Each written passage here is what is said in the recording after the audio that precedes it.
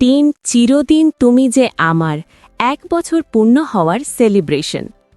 আজকের দিনটা সিরিয়ালের ভক্তদের জন্য একেবারে বিশেষ। ঠিক ১ বছর আগে এই সিরিয়াল তার যাত্রা শুরু করেছিল, আর সেই প্রথম দিন থেকেই দর্শকদের মন ছুঁয়ে নিয়েছিল। এই ১ বছরে গল্পে এসেছে অসংখ্য টুইস্ট, আবেগঘন মুহূর্ত আর চরিত্রের নতুন নতুন রূপ। কিন্তু সবকিছুর মাঝেই দর্শকদের ভালোবাসা সিরিয়ালটিকে আরও শক্তিশালী করেছে।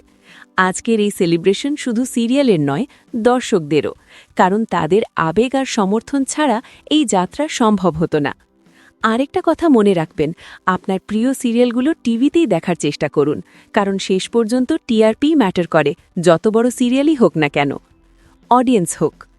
আপনারা কি মনে করেন এই ১ বছরে সিরিয়ালের সবচেয়ে স্মরণীয় মুহূর্ত কোনটা ছিল? কোন চরিত্র আপনাদের সবচেয়ে বেশি চমকে দিয়েছে? আর আগামী দিনে গল্পে কি দেখতে চান?